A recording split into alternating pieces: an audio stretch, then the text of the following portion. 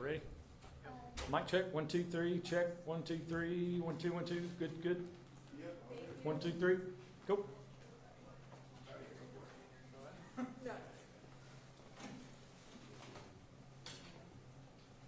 buddy. Living your dream.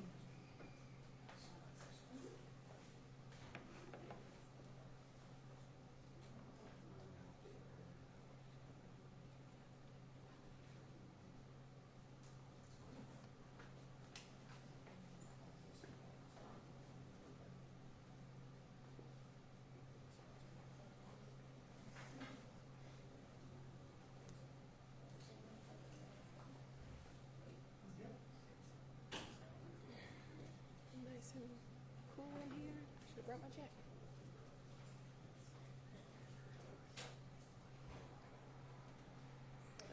That's what it is. I was like, what? So cool.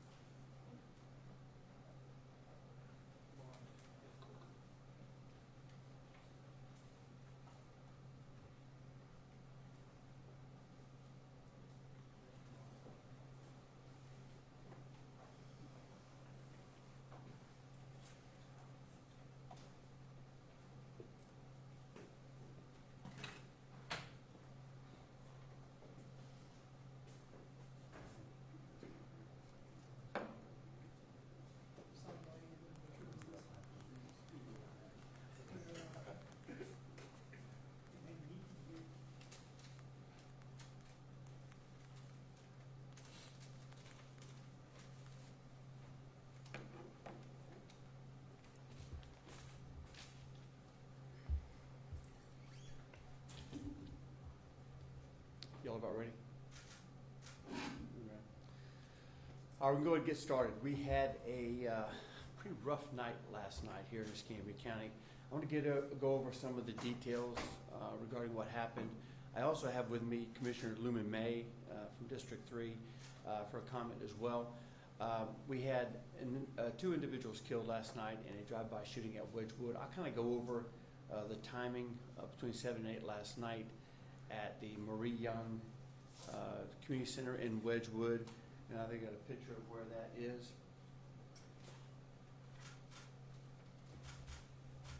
If you look here, that's the picture of the community center, but also just below that, there's a pavilion, and that's where the shooting is going to have taken place. There were some individuals there that were playing dice while there was a men's basketball game that was taking place in the community center itself.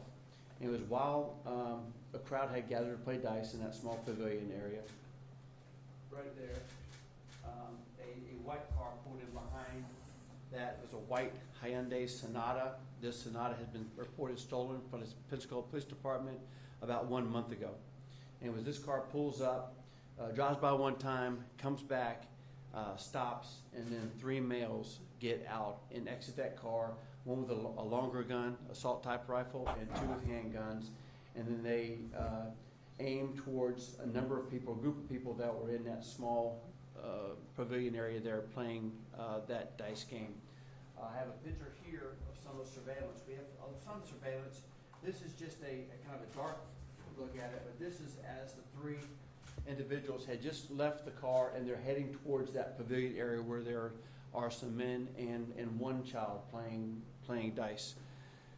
There are a total of 7 victims. 2 victims are deceased. The deceased victims are 21 years old and 24 years old. The others are a 23-year-old, a 22-year-old, a 27-year-old, a 29-year-old, and unfortunately an 11-year-old. I will tell you that the white car that they pulled up in has been recovered. That is this car here.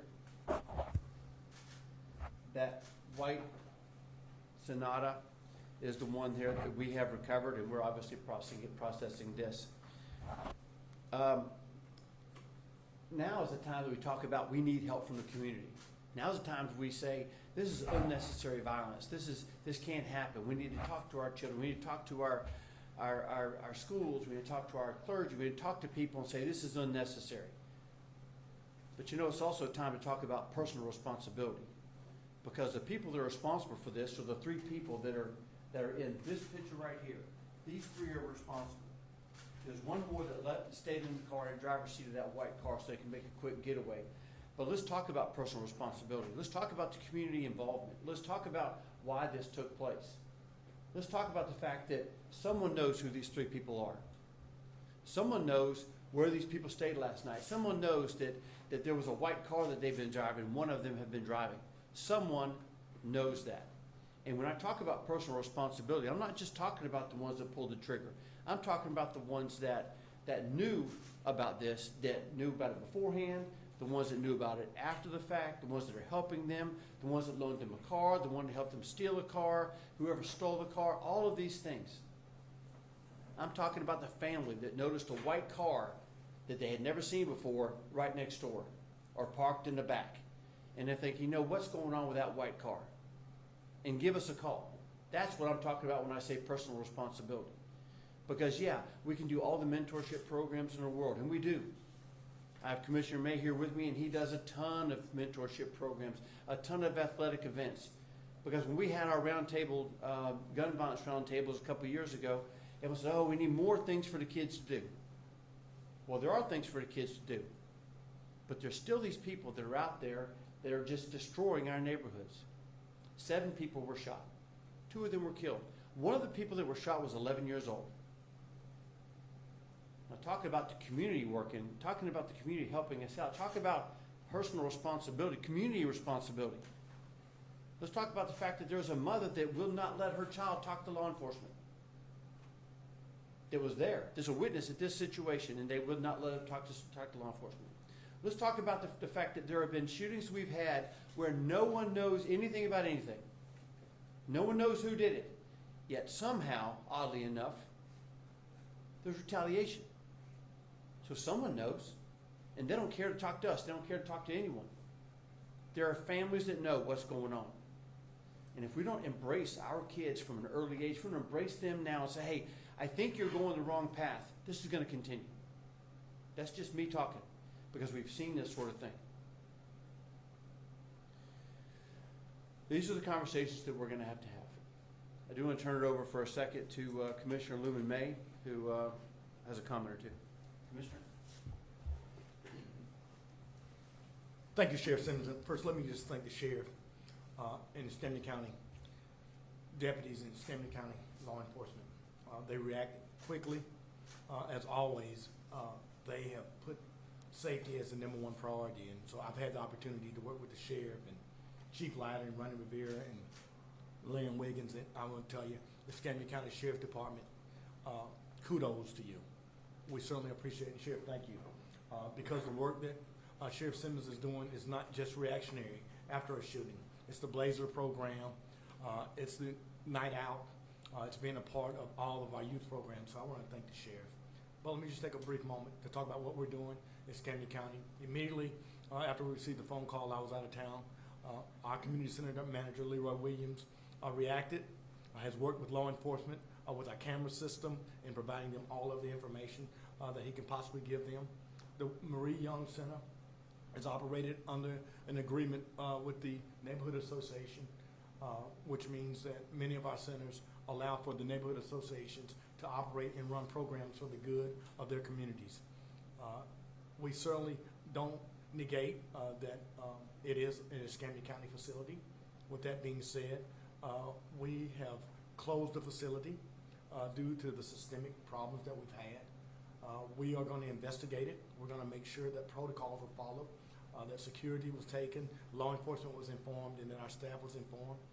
As of today, we don't have all those answers. Our staff has worked diligently all night and all this morning trying to find out exactly what happened, what events were taking place, who organized the events, who were the organizers, who was responsible, and what plans were implemented for the safety of the citizens of Escambia County in that Wedgewood community.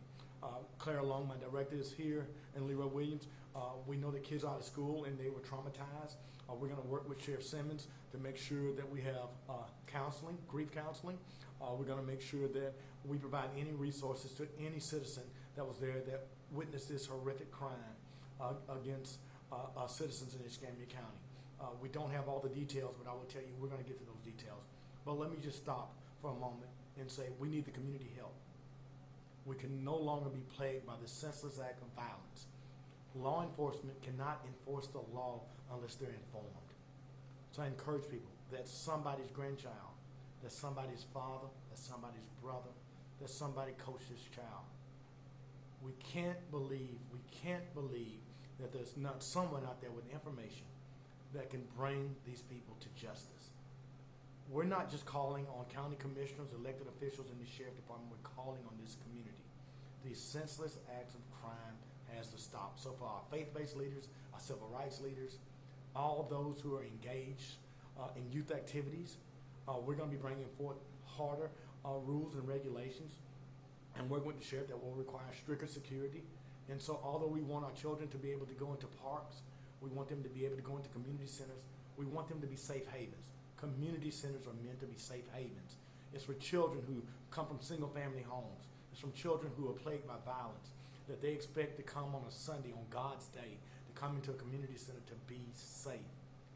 That's our responsibility, to make sure they're safe. But in order to make them safe, we have to hold people accountable. And so we're calling on this community. This is a sad day for Escambia County, not just for the Marie Young or the Wedgewood Neighborhood Association, not just for District 3, but for all of Escambia County when you have 7 people, 11-year-old innocent child shot, 2 young men laid to rest for something that's senseless. And so we're going to continue to work with the Sheriff Department. Sheriff Simmons and I have worked diligently with the Children's Trust to implement these cameras. We know that we need to update many of our cameras in our community centers and in our parks, in our high schools. This is nothing new. Children can't go to a high school football game. They can't go to a Little League football game in Bellevue.